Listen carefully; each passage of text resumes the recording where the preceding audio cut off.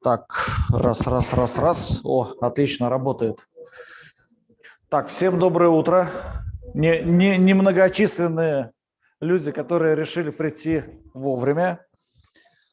У нас сегодня день номер 2. Он у нас посвящен стратегии. Сегодня у нас несколько визионерских докладов. Сейчас мы ожидаем министра промышленности и геологии, который задерживается приблизительно минут на 5. Потом у нас будет Афанасий Савин, генеральный директор корпорации развития Республики Саха-Якутия, но по времени он будет в 12:30. Поэтому наш сегодняшний день, обновленную программу не распечатали, выглядит так. С 9 до 9:30 первая визионерская лекция от министра промышленности и геологии. Потом у нас проектная работа в группах до 12:30 с перерывом на кофе-брейк. В 12:30 у нас Афанасий Савин. После этого у нас обед с 13 до 14. Дальше очень интересная визионерская лекция «Навыки, необходимые в 21 веке». Дмитрий Судаков, который является разработчиком атласа новых профессий. И с 15 до 16 у нас доупаковка наших презентаций. И, собственно, пленар. Пленар, учитывая то, что вчера мы немного задержались, мы сегодня начнем чуть пораньше. Пленар мы начнем в 16:30 и планируем к 18:00 закончить. Ну и в 19:00 у нас начинается вечерняя программа для тех, кто в ней участвует. И пока мы ждем министра, давайте мы с вами обсудим. Скажите, пожалуйста, что во вчерашнем дне было для вас самое сложное? Просто свободный разговор, что называется, по руке.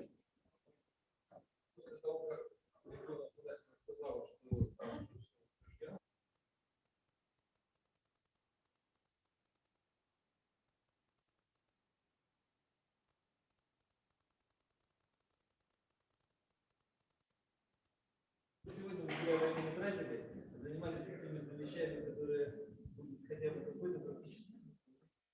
Так, а что именно утверждено? Вот про что вы имеете в виду? Подождите. Сейчас. Что вы подразумеваете под концепцией кампуса?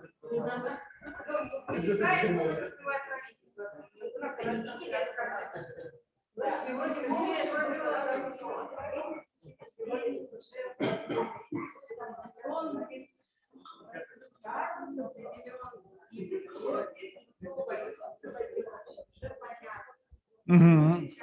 Из общего числа, чего мы пытаемся сделать, но мы знаем уже примерно, что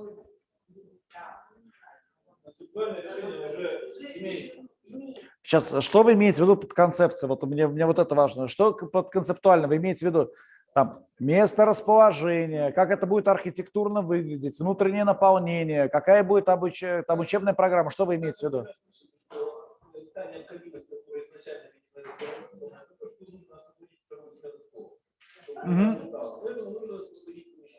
Помещение, в котором наиболее выгодно будет освободить хорошо способных на это помещение техникум, потому что экономическое учебное заведение. Поэтому, соответственно, возникла идея, может быть, не как такового суперкампуса, она возникла просто переноса всех учреждений в какое-то пространство, то есть это даже не логина, хотя бы сказать, что тоже вопрос. То есть вся идея заключается в том, что надо построить очередное хранилище для людей от 16 до 20 лет. Я бы так прямо не сказал, конечно, с учетом того, что все-таки мы двигаемся все, у вас у всех есть там те компетенции, по которым мы продвигаемся.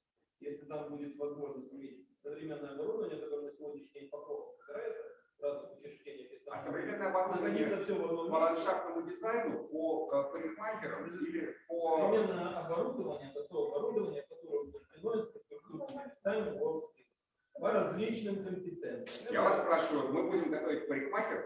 Почему? Мы будем это компетенция строителей, массажистов и многих других тех людей, которые работают руками, а также и специалисты по мобильной робототехнике, кроме того, по многим другим направлениям. Так по мобильной робототехнике или массажистов, ландшафтных дизайнеров, парикмахеров? Мы будем готовить автомобильные робототехники, специалисты по мехатронике, А это уже решено, да? это уже закупаем по федеральному гранту.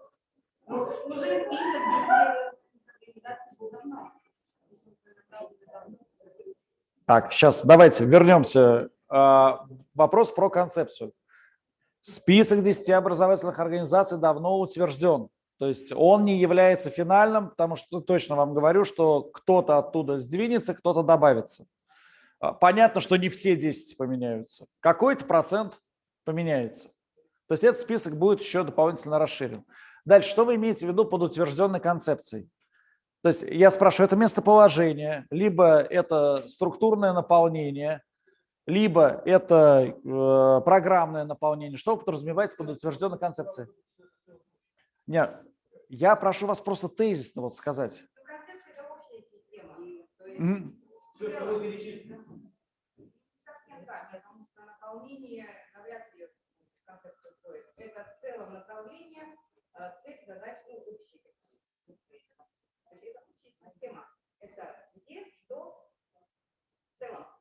А вот, как вы говорите, наполнение внутренности, они, конечно, еще, я думаю, не определены, особенно учитывая вашу фразу, что образовательные учреждения еще поменяются. Хотя, может быть, из того, что мы здесь принимаем. Да, хорошо. Я тогда другой вопрос задам. Когда вы, то есть мы выяснили, что в концепцию программное наполнение не входит. Ну, вот тут же написано. Чемпионат Волжских 25 год. Вот оно наполнение. Вот оно наполнение. Подождите. Площадка проведения и то, чему вы учите, это вообще разные вещи абсолютно. Чемпионат WorldSkills 2018 года, который мы проводили в Казани, проводился в экспоцентре. Какое это отношение имеет к программам подготовки? Угу.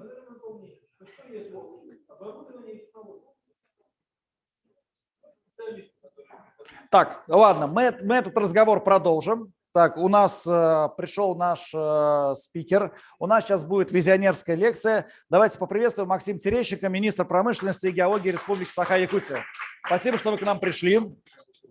Так, пожалуйста, да. И сейчас мы вам выдадим микрофон. У вас будет презентация? Ну, желательно, да. Да, включите, пожалуйста. Так, всем еще раз добрый день. Хотелось бы так сказать, у меня есть немного данных о том, что вообще происходит в промышленности. Я думаю, для всех будет важно, направление, куда мы движемся. Я постараюсь это сделать кратко, не переживайте, хотя могу и часами про это рассказывать, да, потому что много что происходит, интересные проекты реализуются. Ну, наверное, хотелось бы понять, поскольку сказали визионерское, да, что бы хотели услышать, вот, наверное, чтобы как раз отвечать вашим вызовам, да, вашим пожеланиям аудитории. Вот, что бы вы хотели бы услышать в плане промышленности? Может быть, о требованиях, можете сказать да, нет, да. Хотели бы услышать, например, требования, какие компании сейчас предъявляют своим выпускникам, к вашим выпускникам? До 1935 года. То есть хотели бы понять, кого мы должны готовить в период до 1935 года. И дальше, хорошо. Наверняка интересуют отрасли, да, в которые потребуются эти специалисты. Да, наверняка интересуют районы, в которых будут развиваться наши предприятия. Тоже важно. Хорошо. Такой небольшой комментарий. Тоже хотелось бы, может, на него даже отдельно, да, ответить. Все-таки WorldSkills – это просто оборудование преподавателя или это нечто большее? Да, наверное, в первую очередь это система, наверное, да, система, которая пытается ответить вызовам времени. Да, то есть, что есть посыл от работодателей, качество кадров, которые нужны, и уровень подготовки есть. И есть система, которая отвечает на этот вызов. То есть это не просто набор оборудования. Сегодня много где есть оборудование, а результата, как правило, нету. Да? Но спасибо, у нас эти результаты в нашем регионе есть. Так, я немножко в сторону встану. Не буду обо всем говорить, просто хотел бы сказать на примере прошлого года тот ряд объектов, которые что происходило. На самом деле рекорды у нас ставились, и не только регионального уровня, российского, международного. Андрей Викторович, да, у нас, вот у меня, кстати, заместитель мой сидит по вопросам геологии, геолого-разведывательных работ, минеральной сырьевой базы, Сычевский Андрей Викторович.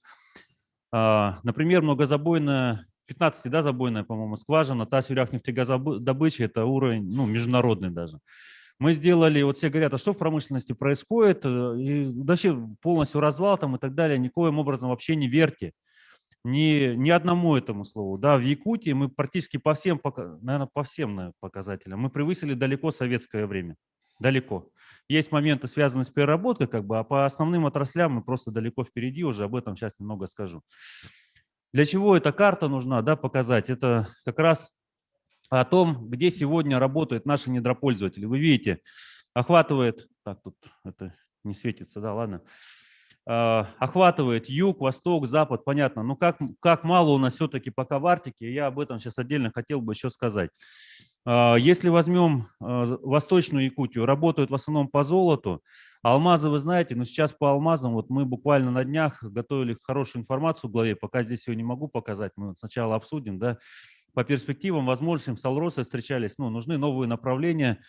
Есть проблемы определенные, есть определенные горизонты, по которым мы можем двигаться. Да, а дальше-то куда? Есть вплоть до того, что даже в Центральной Якутии, кстати, уже нашли алмазы. Это так, для сведения, да, Андрей Викторович. По югу движемся, все-таки основной приоритет, понимаем, там будет уголь. Но сейчас отрабатываем по двум таким интересным направлениям. Сразу хотел бы сказать, да, вот в том числе у нас в прессе идет, хайп такой подняли, да. Ну, на самом деле, считаю, это люди, которые, наверное, ну, далеки от экономики. Дело в том, что вот мы сейчас смотрим развитие коксохимического производства по Якутии. В чем плюс, да, то есть мы решаем там несколько проблем комплексных. Коксохим – это абсолютно другая промышленность, которой никто здесь даже не занимается на сегодня и не смотрит. Железная руда, месторождение, мы как никогда близки, есть конкретный инвестор, есть понимание, что мы можем его вовлечь, потому что, к сожалению, наши российские олигархи в ней не очень заинтересованы, видят только как конкурента, и объемы по металлопрокату новые им нужны. Ну, непонятно, да? Мы видим по развитию, по геолого-разведочным работам, это сейчас выделено, где они проводят. Ну вот мы с Андреем Викторовичем буквально на днях завершили большую такую работу и понимаем, что пойдем мы еще очень серьезные в Арктику. Будем сейчас работать с федералами. В этой части будем работать по углеводородам, то есть это нефть, газ, соответственно, ну, поскольку Северно-морской путь предполагает новые возможности. Морской порт Найба, вот здесь Тикси, Найба, соответственно, который здесь планируется реализовать, даже независимо от его планов. Мы смотрим вот здесь вот по месторождениям золота, серебра, редкоземельных металлов, соответственно, олова, которые будут более приближены. Соответственно, это дает новые перспективы для развития золоторудного месторождения Кичус, о котором много говорят, и мы надеемся, в этом году конкурс состоится. Если он состоится, это мощный толчок будет всей вот этой вот части, о которой наверняка многие тоже переживают, интересуются. Это вот вопросы развития Арктики и направления. Сейчас я пока. Это вот, кстати, о том, что происходит. Вы видите, практически по всем показателям у нас хороший прирост идет. Ну, по алмазам сейчас ценник изменится, соответственно, это сюда хорошо скакнет. По углю 38 миллионов тонн задача на этот год. Это практически двукратный рост. Глава наш докладывался на уровне президента. Знаете, как это звучало? Я вот сейчас тоже выступал в одной передаче. Все в угле, к сожалению, у нас там провал на 5, на 10, на 15%. Все регионы выступали. Наш глава говорит, как-то было даже неудобно выступать. Говорит, а у нас, говорит, мы рекорд поставили, 20 миллионов добыли, а в следующем году у нас опять не снижение, мы в 2 раза больше угля добудем. Ну, то есть на фоне всех регионов, для понимания, да, это перспективы, которые, вот мы говорим о визионерской. Вот когда-то, 30 лет назад, даже 50 практически, да, занявшись углем в Южной Якутии, создали предпосылки нашего развития угольной промышленности вот уже сегодня. То есть вот мы сейчас об этом тоже немножко проговорим. По нефтегазодобыче вы видите перспективы роста на этот год очередные, да, у нас происходит. По добыче газа это ключевая идет система газопровода «Сила Сибири», но я еще о других параметрах обязательно скажу, где, куда мы будем двигаться. Мы развиваем рынок внутренней газопереработки, это создание газоперерабатывающих производств в Центральной Якутии, в поселке Кысыл-Сыр и в Алдане, соответственно. В основном это будет производство сжиженного природного газа, но, я думаю, различных интерпретаций тоже. Это о перспективах. Причем это вполне понятно. У нас уже по этой части в Якутский газоперерабатывающий завод в этом году завершают они модернизацию установок по увеличению объемов производства сжиженного углеводородного газа. Заказан проект по строительству завода сжиженного природного газа. То есть такого, ну, как бы и для Дальнего Востока, и для страны это очень хорошие моменты. Вопрос, кто готовит для этих отраслей, да? То же самое, соответственно, мы видим в поселке Кызылсыр. И мы вот сейчас буквально после вас поеду к главе тему газификации и применения СПГ в нашей республике будем обсуждать. Ну, это движение, тут, думаю, не важно. Вот, газопереработка. Тема, да, мы видим, как я и сказал, центральная часть, мы видим южная часть, мы видим в Кызылсыре, но помимо этого большая система, связанная с компанией ПАО «ЕТЭК», газопровод на Аян и так далее. Но там у нас больше, ну, не газопереработка попадается, а специалисты других направлений. По добыче алмазов, соответственно, по сути, будут те уровни, которые уже достигнуты. По золоту мы побили рекорд далеких 70-х годов и выходим за планку 40 тонн. Соответственно, новое месторождение Кичус нам даст еще ГАК дополнительные в последующие периоды. Развивать ювелирку, гранирку, лесопромышленный комплекс. Вот у нас сейчас завершается сделка. Кто, если с Западной Якутии, это поселок Витим, компания «Алмаз». Есть у нас, да, с Ленского района кто-нибудь? С техникума? Нету, да? Соответственно, лесоперерабатывающая промышленность получит новое движение. То есть объем очень хорошо увеличится. Инвестор вносит туда миллиарды рублей. И вот буквально вчера было большое совещание с главами муниципальных образований у председателя. Вопрос стоял развития и дома комплекта, в том числе домостроения. И рассматривалась территория, в том числе и по Южной Якутии. Тут представители оттуда. Инвестпроекты на сегодня. Там ТОР немножко отодвинулся, 25-й год, но тем не менее редкозем есть. В Верхнем Минкиче вчера как раз разговаривали с генеральным директором проекта, они тоже привлекают федеральные средства для ускорения. Железные руды на Южной Якутии плюс Коксахим, соответственно, в Нерюгринском районе. Нежданинское месторождение, по которому интенсивно набираем кадры последние дни. Есть такое месторождение серебра, прогноз.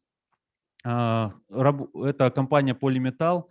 Месторождение вертикальное, они рядом со своим комбинатом ведут геологоразведку, тоже на серебро есть другие, соответственно, недропользователи. По олову наша компания республиканская РИК Плюс через свое дочернее общество Ян Олова, соответственно, начинает работы по добыче до 600 тонн олова. Это, кто был в депутатском, наверное, видели его состояние, то есть, хоть начнет город движение, да, получать новое. И Кичус, о котором я уже, соответственно, сказал. Инвестпроекты по Иркутская нефтяная компания «Нефть», РНГ, то есть вот нефтяные, Сахатранснефтегаз, то, о чем я говорил, газопереработка, компания Колмар, угольные месторождения, Эльга. Интересный момент по Эльге. Инвестор, который был там до этого, ни шатка, ни валкой планировал, то есть все планы, соответственно, отставал, планировал к 2030 году добывать 30 миллионов тонн.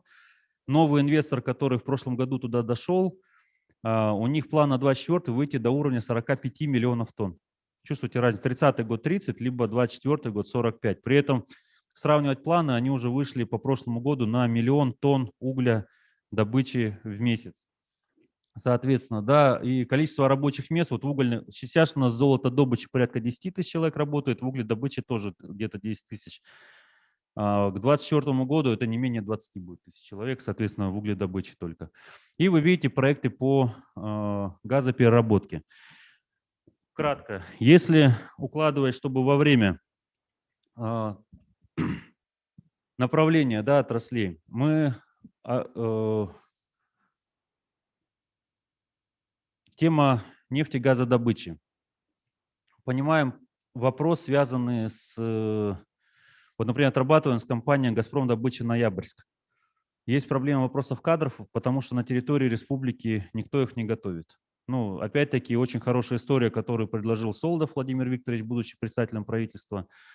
Это кооперация техникумов, да, то есть когда обучается, например, у нас в какой-то части, потом другой, например, там в Томском где-нибудь, в Томске по теме газового дела, например. Он получается здесь, например, теоретические навыки, там он получает практически, вот, пожалуйста, готовые кадры для нашей промышленности, из наших людей. Есть тема, соответственно, вот «Газпром добыча». «Газпром» Томск, у нас практически 90% люди все из Якутии работают, в роли эксплуатантов, но вопрос, что на добыче немного работает, да. Тема, связанная с Иркутской нефтяной, Сургутнефтегаз, компания РНГ, работающая в Западной Якутии. Это тоже нефтегазовые вопросы. тоже нужны специалисты. И ну, мы видим и обсуждали это с председателем предыдущим, нынешним, развитие, скажем так, учебно-производственной площадки, где будет оборудование, применяемое на этих производствах, пусть более в мелких масштабах, но чтобы наши студенты готовились на конкретном оборудовании для конкретных работодателей. То есть если, как фабрика процессов, да, по-моему, называется по Ленскому району, если его реализовать, нужно ли нужно, сопротивляются ли сами компании, не то, что сопротивляются, они говорят, а зачем нам это надо, мы можем взять на рынке, то есть этих людей. Поэтому здесь наша серьезная роль убедить их в обратном, что мы можем подготовить нужные кадры. Алмазы. Алмазы, да, если мы говорим до 30-го года, задачи есть. В принципе, здесь Мирнинский колледж вполне понимает для себя МРТК, да, задачи, что нужно сделать. Но сейчас о подготовках еще отдельно скажу. Вопросы, связанные с золотодобычей. Я вот показывал, Восточная Якутия, вы видите, проекты есть, начиная в Верхнем Минкиче, продолжая другие проекты. Мы сегодня по геологоразведке тоже просматриваем тему. То есть там в ближайшие годы до 30-го специалисты в горной добыче обязательно будут востребованы. Арктика. В Арктике необходимы будут люди, связанные с горной добычей, и геологи. Кстати, мы рассчитываем кратно увеличить хорошо вложение федеральных средств, соответственно, недропользователи. Геологи обязательно будут нужны. И люди, работающие с добычей, транспортировкой, соответственно, нефтегазовых продуктов. Если взять Южную Якутию, как уже говорилось, понятно, тема, связанная с угледобычей, проекты, о которых я уже сказал, Кормул и Эльга-Уголь. Но здесь появляется два принципиально новых производства. Да, еще раз отмечу, коксохимическое производство, то есть у которых сырьем выступает наш уголь, и в основном наш якутский уголь, что очень важно. То есть мы получим продукцию следующего передела. Железорудные месторождения. Тоже, по сути, горная добыча, только, ладно, у нас есть и по золоту, да, в принципе, опыт и по углю, то есть и по алмазам, и будет понимание. Тут вопрос просто в обогатительных фабриках, процессы во многом похожи. В принципе, я думаю, справимся и с этим направлением. Вопрос немножко в другом будет. Центральная Якутия – это газопереработка. Газопереработка, как я сказал, заводы сжиженного природного газа появятся. Два из них – это 100%, далеко не ходи. Ну и сжиженно-углеводородный газ у нас сегодня уже есть, просто производство увеличивается. Наверное, вот такие вот акценты по районам, по отраслям, которые будут востребованы. Специалисты соответствующие. Теперь проблема, почему, наверное, наши кадры востребованы или нет. В первую очередь, вы все прекрасно знаете о дисбалансе. Этот вопрос, который нужно решить, и вопрос нужно решать с мобильностью кадров, чтобы люди были готовы переезжать чтобы люди были готовы переезжать с этой части, что сюда, то есть с центральной, на юг, соответственно, на север, да, что возьмем, в основном территории, выделенные зеленым, я бы вот так отметил, их готовность трудовой мобильности, потому что работа есть. Мы вот только когда проводили совместно с Госкомзанятостью траекторию карьеры, промышленники 3000 вакансий заявили. 3000 вакансий. А вот представляете, вот говорил вам, в угольной промышленности понадобится еще плюс 10 тысяч человек. То есть еще, да, ГАК 13 тысяч. Золотодобыча будет расти, Кичус, на Кичус там 1003-5 точно человек понадобится, да, считаем 13-18 тысяч уже человек. Коксахим 1500 человек. Железная руда 3000, 3-5 тысяч человек. Заводы СПГ небольшие, то есть там сотнями измеряется, но тем не менее. Арктические проекты, то есть это тоже несколько тысяч человек. Возникает вопрос, у нас проекты с ГАКом закрывают всех безработных, которые есть в республике, но готовы ли они к этому? Вопрос мобильности в первую очередь встает. Когда стоит вопрос, как мы плохо или хорошо живем, я всегда задаю простой вопрос. Полиметалл на машиниста экскаватора зарплата 175 тысяч рублей. И можно потом сколько угодно плакаться, почему я живу плохо, а почему я не еду и не зарабатываю эти деньги. Да? То есть, вот такой простейший пример. Дальше. Помимо мобильности, конкретная история, если здесь есть представители колледжей. Вот я сам лично выезжал, когда в район еще работая на предприятии, люди приходят, посмотрите, как выдают элементарное удостоверение. Это тоже важная история. На какое оборудование готовить? Готовят на оборудование, которое востребовано, ну, грубо говоря, там в подсобных хозяйствах. На производстве нужны другие абсолютно единицы техники и так далее. То есть и даже оформление элементарно. Готовили на Камацу, там, да, написано там без конкретной модели, а должно быть именно так, тогда будет востребовано. Соответственно, подготовка должна быть универсальной не только на одну единицу технику, с учетом того, которое производство идет. Вот мы недавно встречались с Алданским, когда колледжем проводили наш кластер образовательный. Вопрос стоял, что предприятие старается, помогает, но отдает технику, по сути, вчерашнего дня, которая выходит из производства, вы ее восстанавливаете. То есть практический опыт. Как часто вы направляете студентов на практику, да, чтобы получить практический опыт? Вот постоянно слышу практически в 95% случаях одно. Ну, у нас же практика только потом. Ну, подождите, у вас потом как раз и не востребованы студенты ваши на производстве, да, то есть возьмите пример с Южно-Якутского технологического колледжа. Там посыл идет по-другому. То есть это, я говорю, от перестройки подхода образовательных учреждений. Что вам нужно, дорогой работодатель, да, чтобы вы приняли моего студента? Он говорит, практика мне завтра. Мы готовы, сколько человек вам надо? И они перестраивают свои планы и так далее, направляют, когда это удобно работодателю. Потому что вот представьте, практика у всех летом. Летом все учебные заведения скопом отдают этих студентов на практику. Да куда их вообще, как контроль элементарно обеспечить? Как в кабину к машинисту бульдозера посадить второго человека? Ну, а особенно если их 5 приходит, да? Ну, это невозможно. То есть здесь стыковать и услышать посыл работодателя. Следующий момент, если говорить о чуть-чуть дальше перспективах, да, до 30-го года, владение компьютерами очень слабое. Вот мы в гаджетах все хорошо, студентов там спросим, да, кнопочки все хорошо поклацают. Как только даешь им другой, тот же самый телефон, по сути, только, ну вот как здесь вот пошире, а они сегодня везде, там, в экскаваторе, в бульдозере, в самосвале и так далее, чтобы сделать там анализ машин. Ну, интересно очень, если кто бывал, да, в современных экскаваторах посмотреть. А там мы уже затрудняемся, вдруг эти кнопки становятся необычными и непонятными. То есть владение системами. Следующий навык, который понадобится и уже сегодня на современных производствах требуется, знание экономики. Чтобы человек понимал свои последствия, влияния на экономику и своего подразделения, своей компании в том числе. Сейчас в современных компаниях это требует. Почему? Да, вот один считает, ну, я спокойно там сяду сейчас на бульдозер, что там дядя Вася попросил, мне там надо что-то копнуть. И вот он поехал на своем бульдозере. Кто знает, бульдозеры очень медленно едут, да?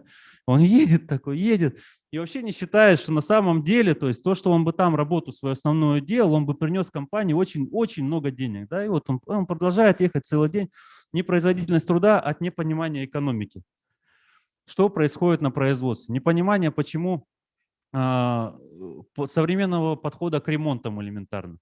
Во всем мире у нас, а потом же эти люди растут, они становятся руководителями, да, там и так далее. Во всем мире блочный ремонт, то есть потому что все уже экономику посчитали. Проще там движок снять, поставить новый, этот отправил и забыл про него. Нет, мы доблестно находим бригаду, всех готовим там для чего-то, они садятся, его разбирают, месяца 2-3 уходит у нас на простой, собрали, месяц проработал и опять уходим в ремонты. Мало кто считает, ну, сегодня там те же техника, на самом деле эффективная сроковая работа автосамосвалов 3-5 лет. То есть важные навыки, которые вроде бы мы считаем есть, их абсолютно нету. Вопросы владения IT-техникой, потому что она уже сегодня везде есть, независимо буровой станок или что-то, да. И второе направление — экономика. Вообще полное. Вроде бы все везде учат всем экономистам, но с экономикой очень тяжело. Я вот ответственно заявляю, поскольку тоже и людей много очень кого принимал, да, очень тяжело. Хотя бы основу. Вот у нас хорошо рассказывают, давай расскажи определение какое-то, то-то, а практических навыков по сути отсутствует. Чтобы взять, посчитать, как там, что сложилось, из чего, да, там ГСМ свое сложить, там, или все прочее, трудовые затраты. Организационные процессы, потому что все равно вы готовите рабочих, и, к примеру, есть траншея, да, мы все прекрасно знаем, ну давайте загадка, да, простая,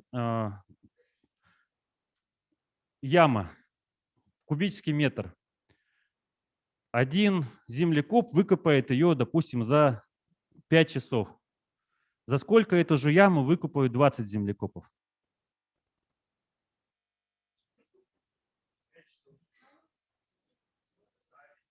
Да, то есть, ну, за 1 час как бы не совсем понятно, да, как они туда поместятся, элементарно говоря. То есть мы увидим стандартную нашу картинку, приблизительно такую, только здесь по делу занимается. Да, все стоят и наблюдают, и кто-то один будет копать эту яму, да, и выкопает ее за 5 часов. То есть вот, наверное, ключевые параметры, которые нужны. Если говорить принципиально о изменении оборудования до 30 года, то есть уже помимо навыков, да, что понадобится вот к 30 году, на каких они оборудованиях будут работать.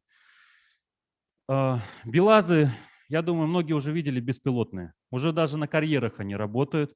До нас пока не дошло. То есть я поэтому считаю, до 30 года то, что у нас есть, будет еще востребовано, но с лагом просто вот таким возникает. К нам позже немного все приходит. Будут беспилотные автомобили.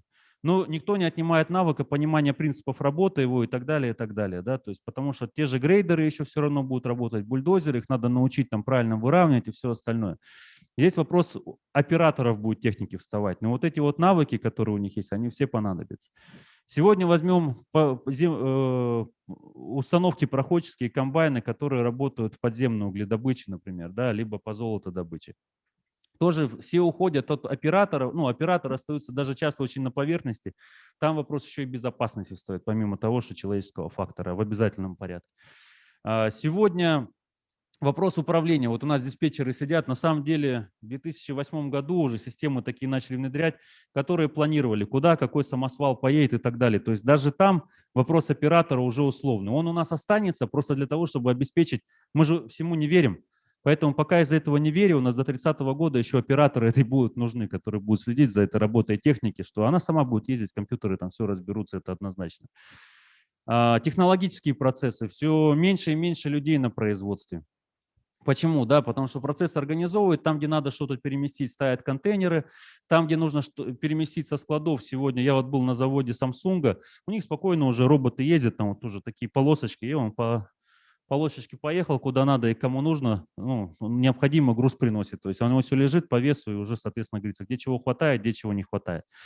Поэтому вопрос цифровизации, он очень серьезно стоит, его нужно решать сегодня.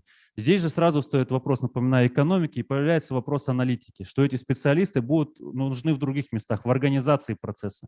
Вот в организации наши люди понадобятся. И будь то колледж, да, будь то университет, нам нужны будут аналитики, да, то есть, которые правильно санализируют и скажут, да, здесь эти процессы будут выстраиваться так, помогать будут компьютеру, да, своего рода выстраивать здесь так, здесь планирование нужно сделать таким образом, таким-то. Даже вот специалисты по поставке ТМЦ уже сегодня в компаниях за них это делает система, там больше такая контрольная функция у человека появляется. Поэтому, возвращаясь к началу, да, до 30 года дожить надо, но еще 9 лет, но у нас будет развиваться активно угледобыча, золотодобыча, добыча углеводородов. Помимо этого появляется перерабатывающее производство, железная руда. У нас появляется перерабатывающее производство коксохимическое, железная руда, переработка сжиженного природного газа. Помимо принятых наших территорий мы заходим в Арктику и там усилия делаем на геологоразведку. Чтобы все это реализовать, нужна основа практика. Ну, вот у меня даже дочка маленькая, да, она с 4 лет говорит, практика, практика, практика. То есть здесь как никогда. Практика, практика, практика. Вот хотя бы 3 раза, даже за 1,5 ваших 2,5 года будет уже неплохо, полгода опыта работы. Кстати, да, где взять опыт работы? Ну, возьми на практике его, сходи. Элементарно, сходи на практику. Что сделать надо? Серьезно, ничего, сходи. Практика. Следующая, ориентация учебной программы на потребности, как мы вот с вами, да, обсуждали. Что тебе надо-то? Не, до студента на практику приведи для начала. Хорошо. Следующий момент. Цифровизация, чтобы не просто гаджеты. Кнопки нажимать мало, да? То есть надо еще понимать, как его использовать грамотно и эффективно. Вопрос экономики и аналитики. Все, спасибо. Вопрос.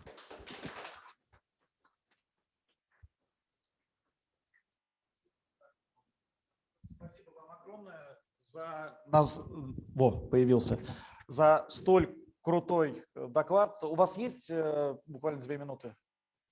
Я понимаю, что вы в тайминге. Да, 2 минуты. У меня такой вопрос. Как вы думаете, в современном мире с какой скоростью обновляются компетенции и требования к ним? Это первый вопрос. Вот в той отрасли, про которую вы рассказали. Обновление, как и везде, идет. Вот средний период возьмем, наверное, ну не кардинальные изменения, где-то 3-5 лет, это по-любому. Почему очень важно самообразование в том числе. Ну вот вы обучили, да, сейчас вот, конечно, некоторые чиновники говорят, давайте-ка мы диплом сделаем временным. Ну давайте с их дипломов и начнем, да. А вот вопрос повышения квалификации 3-5 лет обязательно. Почему? Вроде бы техника одна и та же, но ее начинают по-другому использовать методы, да. Вроде бы экономика одна и та же, но кто-то за тебя посчитал то, на что руки никогда не доходили, и надо это уточнить. Вроде бы методы добычи, например, одни и те же, но кто-то другой приходит и делает этот метод добычи более безопасным. Вот этот, даже, наверное, 3 года, это вот период, который нельзя упускать, должно быть обновление постоянно знаний. То есть правильно я понимаю, вот если мы говорим про суперкампус 2025 года, то в любом случае нам надо пересматривать как минимум каждый год, то есть и минимум это только в 2022 году какие-то актуальные программы доформировать, до их перерабатывать, чтобы не войти в 2025 год с какими-то уже устаревшими вещами. Я не думаю, что надо кардинально пересматривать, да, кардинально, наверное, раз 5 надо точно садиться и с компанией смотреть. Причем надо не просто там с компанией, а заинтересован. Заинтересован человек в компании, чтобы развиваться. Вот надо находить всегда такого человека, ну, с которым надо садиться и работать. Чтобы модернизировать постоянно, нужно тоже работать с компанией, то есть чтобы отвечать ее вызовам. Что у вас изменилось на производстве, да, то есть вот, ну вот смотрите, вот вы говорите, маршейдеры нужны, а что вы нам не говорите элементарно про сварщиков? Ну что вы, ну вот трубы такие, да, ну давайте мы подготовим вместе там, я не знаю, с Казанским университетом вместе хороших сварщиков, например, то есть, ну спросите. Вот это очень важно, диалог с компанией, для которых вы готовите кадры. Да. Спасибо вам большое. Бурные прошу аплодисменты. прощения. Максиму, спасибо вам огромное. Благодарю вас. Спасибо. Очень насыщенный, очень четкий, емкий доклад. Такое ощущение, что у нас Максим вчера еще и на пленаре был. Одна из самых главных вещей, про которые хочется еще раз подчеркнуть, чтобы вы не забывали. Помимо всего того, что мы с вами говорим про креативную экономику, про предпринимательство, про иные сферы занятости, не надо забывать, что недропользование, разработка, золото, алмазы, руда, нефть, газ и так далее в каком-то виде, может быть, в трансформированном, но все равно будут присутствовать на экономической карте.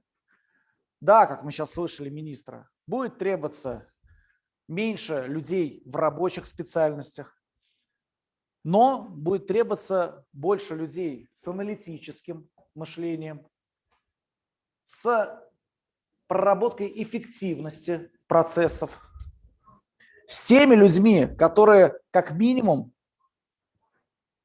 будут компетентны в том, чтобы научить людей интерфейсу общения с машинами. Вы слышали это из доклада? Вот этот интерфейс общения с машинами, это же прям вот такое, не побоюсь этого слова, золотое дно. Потому что абсолютно верно. Вот вчера же на электронных досках все работали, да? А вот выгрузить оттуда информацию не очевидно. Вот, знаете, я считаю, что я не очень тупой, но прекрасные девочки вчера справились с выгрузкой информации с электронной доски, а я нет.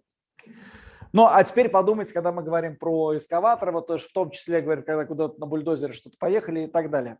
А второе, самое важное, на что я хотел обратить ваше внимание, это касается всего. Просто в добывающей отрасли это максимально хорошо прослеживается. Невозможно делать что-то с отрывом от вашего ключевого заказчика.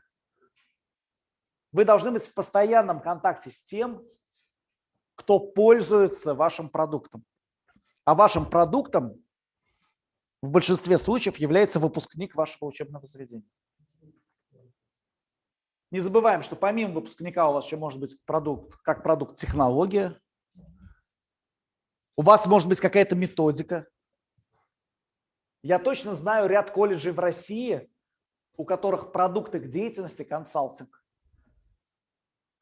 Они просто открыли консалтинговое направление. Одно из очень популярных направлений консалтинга – это чтение индустриальным компаниям интернета вслух за деньги. Потому что индустриальные компании некоторые вот даже не понимают, какие современные тенденции. Ну, просто они работали так 30 лет и работают. А что происходит в мире, не знают. Поэтому колледж в одном из регионов просто ходит по таким компаниям и делает там открытые лекции. Лекции так и называются «Что произошло в мире за последние 30 дней». Это название лекции. Они собирают какой-то кусок менеджмента, там в районе 50 человек. И, ну, это, конечно, шутка, но я это ничем иным, как чтение интернета вслух, не могу назвать. И это тоже продукт. Так вот, сегодняшний наш день, который посвящен стратегии наполнения инфраструктуры суперкампуса, он посвящен компетенциям и технологиям.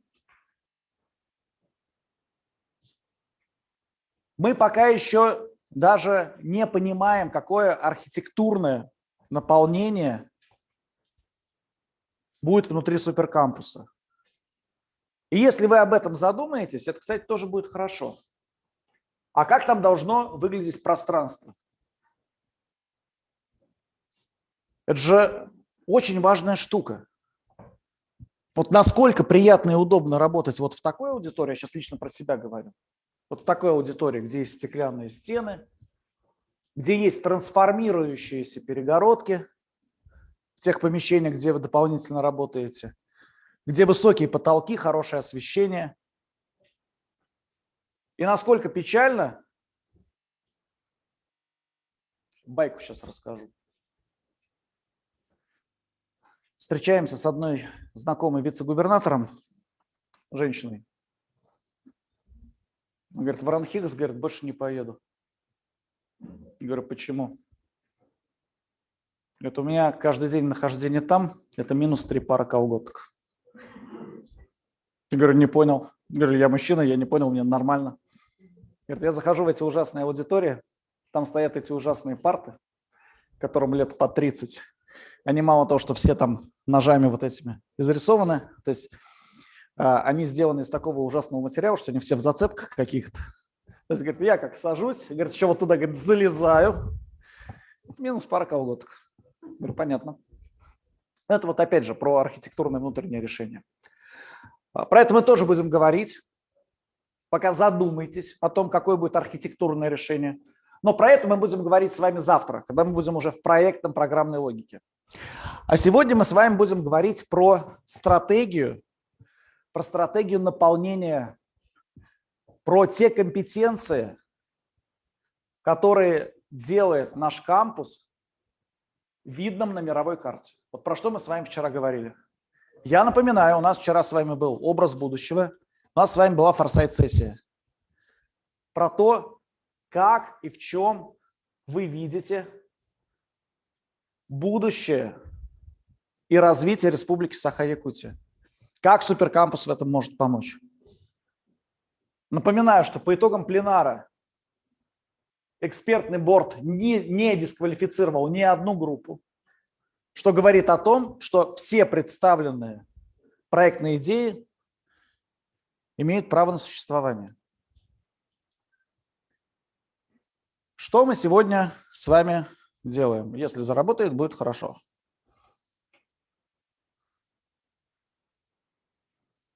Угу. У нас с вами сегодня приблизительно 3 часа проектной работы. В первую очередь, вам внутри группы вместе с модератором необходимо минут за 15, не более. Вот прям вот, я думаю, что в каждой группе есть уже человек, который следит за таймингом. Если нет, то это тонкий намек. Не более 15 минут вам надо обобщить тот образ будущего, который у нас создан по итогам вчерашнего пленара. У нас выступало 6 групп. И посмотреть, какие противоречия в представлениях были вчера представлены. Ну и вторая задача – это докрутить свою ставочную конструкцию по итогам пленара, комментариев и той суммы образа будущего, которую вы сделали. И если ваша ставочная конструкция изменится, в этом нет ничего плохого. Потому что пленары у нас ровно на это и направлены. Все эксперты, все визионеры, которых мы приглашаем, Они все, во-первых, выстроены в жесткой логике, и все направлены на то, чтобы помогать вам думать, а что и как мы хотим видеть в качестве нашей амбициозной ставки. И если, например, вы вчера говорили про, как бы сказать так, чтобы никакой пример случайно не зацепить и не подсказать, про аграрно-промышленный комплекс, и с учетом сегодняшнего выступления министра промышленности, вы понимаете, что ставочная конструкция может быть дотрансформирована в систему управления беспилотными транспортными средствами в сельском хозяйстве. И по этой компетенции вы видите преимущество Якутии, преимущество суперкампуса. Вот это как раз вы в группах и докрутите. Поэтому еще раз, по техническому заданию номер 1, на которое я предлагаю отвести не более 15 минут с того момента, как все соберутся, ваша задача основная – провести ревизию своей ставки. И в случае чего эту ставку трансформировать. Потому что у вас вчера было очень много информации, которую эксперты давали, и вы другие группы послушали. И сегодня еще была визионерская лекция. Посмотрите на это. И когда вы доуточните вашу ставку, мы переходим, у меня опять не работает. Это вот, кстати, про машинные интерфейсы. У меня вот просто кнопка уже не нажимается. Мы переходим к техническому заданию номер 2, который является основным на сегодня. Мы смотрим на нашу ставку и заявляем амбицию. В чем мы хотим быть самыми крутыми?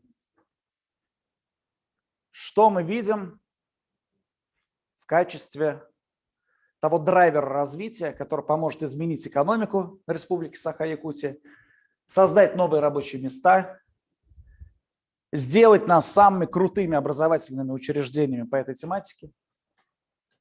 Но помимо амбиций должно быть еще и обоснование. А почему мы считаем, что это возможно? У вас же есть какие-то предпосылки. У вас суперкласс мехатроники. У вас суперкомпетенты по машинному интеллекту. У вас крутейшие преподаватели, которые ставят основы коммуникации. То есть какое у вас основание это заявлять? Второе, про что надо подумать. А какими технологиями обучения и какими форматами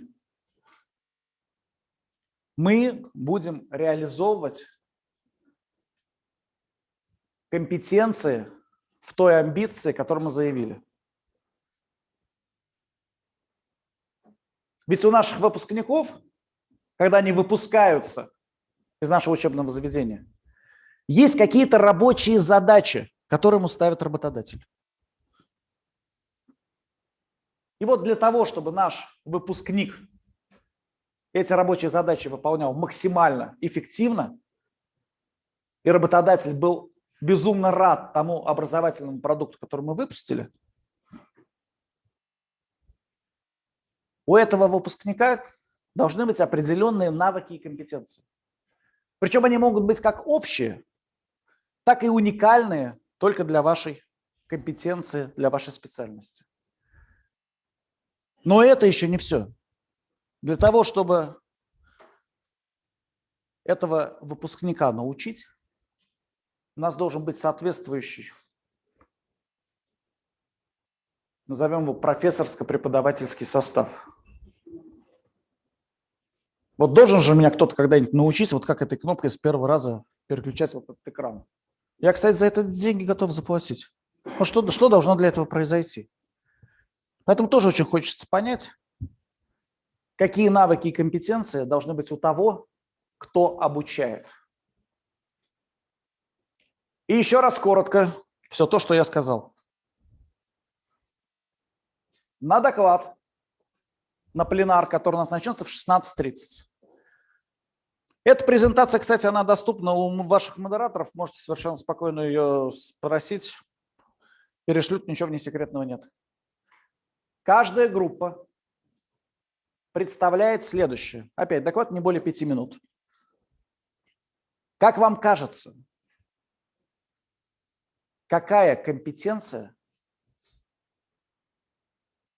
является наиболее важной для суперкампуса, по мнению вашей группы? На какую амбицию она отвечает? И какое обоснование этой амбиции? Дальше, какие у нас есть технологии и форматы для того, чтобы этой суперкомпетенции обучать? Какие мы формируем общие и уникальные рабочие задачи, на которые может ответить наш выпускник? Ну и, мне кажется, самое простое — навыки и компетенции, которые мы ему даем. И посложнее — навыки и компетенции, которые должны быть у того, кто его обучает. Это стратегическое действие. Поэтому смотрите в горизонт на где-то 3-5 лет, как сказал сейчас Максим в своем докладе. Потому что даже на 2025 год, как мы сейчас с вами слышали, планировать что-то гигантское бесполезно. Потому что вот сейчас вот были представлены вот эти все инвестпроекты. Помните, вот эта карта была с инвестиционными проектами? Часть из них возникла год-два назад. Мы когда делали первую программу по трансформации системы профессионального образования в Якутске, Светлана, это 1,5 года назад или 2 года назад уже было? 2 года назад. Да, 2 года назад это было. Вот этих проектов, то есть половины из них вообще не было. При этом мы заявляли там некоторые программы, то есть мы пытались предугадать, что эти проекты возникнут. В некоторые угадали, в некоторые вообще нет. Но надо отдать должное. Выпускники вот этой программы 2-летней давности смогли очень быстро перетрансформироваться. И когда только как зашли эти инвестиционные проекты на подписание, быстро сориентировались и сказали, какая требуется компетенция для этих инвестиционных проектов. И площадка суперкампуса должна быть таким местом, где вот эта движуха будет постоянно. Инвестиционные проекты будут возникать со скоростью там, каждые полгода, каждый год. И постоянно должны пересматриваться учебные программы. С высокой долей уверенности могу сказать, что то, что мы с вами напроектируем, к 2025 году половина это уже исчезнет как неиспользуемая, а вторая половина очень сильно трансформируется. Я вам сейчас скажу такую возмутительную вещь, вообще возмутительную.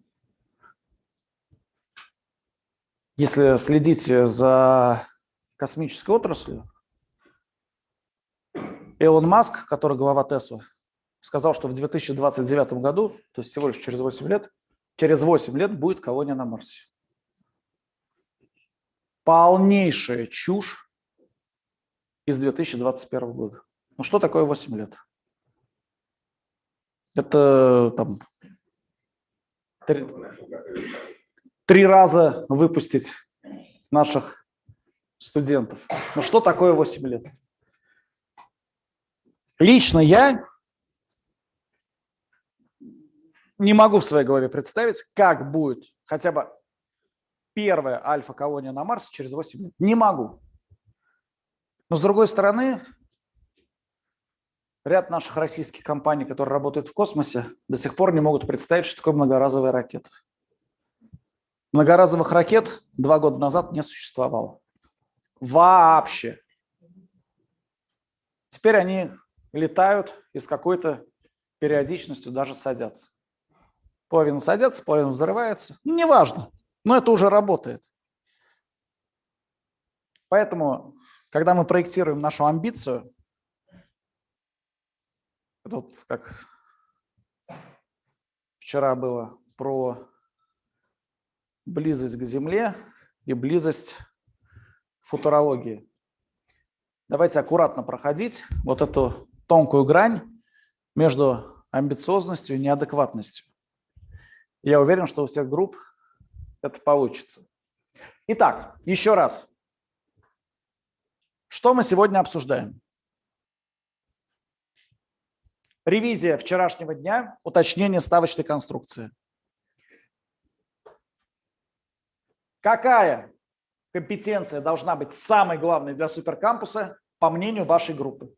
У вас 6 групп с разными абсолютно бэкграундами, поэтому будет 6 разных компетенций, и это супер. На какую амбицию это играет? Какое обоснование у нас есть, почему мы этим хотим заняться? Какие технологии и форматы обучения нам нужны? Какие рабочие задачи сможет решать наш выпускник? Какие навыки и компетенции необходимо дать ему? И какие навыки и компетенции должны быть у нас? Структура доклада 5 минут. Я уложился. Итак, расходимся по группам и в 12:30 встречаемся здесь. У нас будет визионерская лекция Афанасия Савина. Она будет до 13:00, потом перерыв на обед. Хорошей вам работы, хорошего дня, пространства.